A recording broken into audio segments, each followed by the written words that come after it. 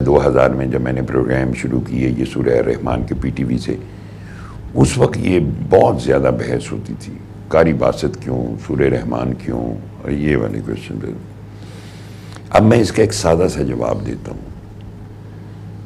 آپ کو جو قاری پسند ہے چلیں آپ اس کی آواز میں پہلے سن لیں، اس کے بعد پھر قاری باسط کی آواز میں سن لیجئے گا، تو آپ کو خود ہی فرق پتہ چل جائے گا کہ اللہ پاک نے کسی نہ کسی کی زبان میں ایک درد پیدا کرتا ہے۔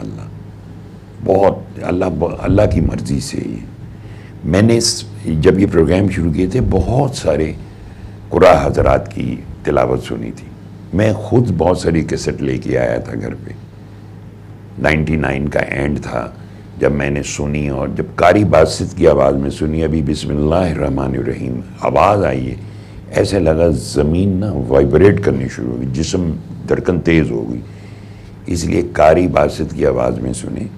قاری باسط صاحب بڑے ہی خوش الحان، ہمارے سارے قاری جو دنیا میں تلاوت کرتے ہیں، قرات کرتے ہیں، دے آر ونڈرفل پیپل۔ اللہ کی مرضی ہے، اللہ جس کا چاہے مرضی انتخاب کرے۔ دوسرا فقیر کی، کیونکہ قلندر بابا بخاری رحمۃ اللہ علیہ کی یہ ریسرچ ہے، جب انہوں نے ایک بات کہی تو آج آپ دیکھ لیں کہ پوری دنیا میں یہ تلاوت سنی جاتی ہے، اور اس کے اثرات مجھے کوئی دعویٰ کرنے کی ضرورت نہیں، قرآن تو حاکم ہے، اس کے اثرات نظر آتے ہیں، بیماریاں، دکھ، تکلیف، پریشانیاں، دلوں کا مردہ پن سب دور ہو جاتا ہے۔ ہم قرآن پاک پڑھتے بھی ہیں، ترجمے بھی پڑھتے ہیں، تفاسیر بھی پڑھتے ہیں، یہ تو، اور جیسے حدیث مبارک ہے، قرآن کا ایک ظاہری مطلب ہے، اس کے پیچھے اس کا ایک باطن ہے، پھر دوسرا باطن ہے، پھر تیسرا باطن ہے، 6 7 9 باطن تک بات آئی ہے، مختلف احادیث میں روایات ہیں۔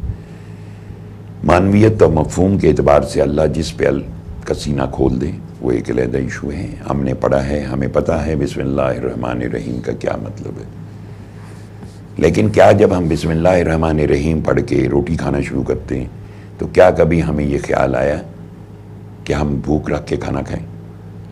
ہماری زندگی میں بہت سارے ایشوز ہیں۔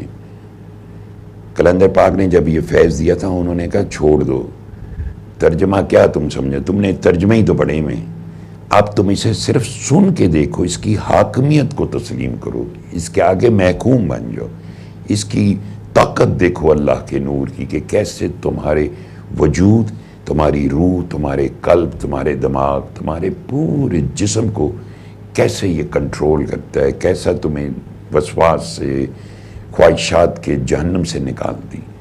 اس لیے یہ ترجمے کے بغیر سنی جاتی ہے۔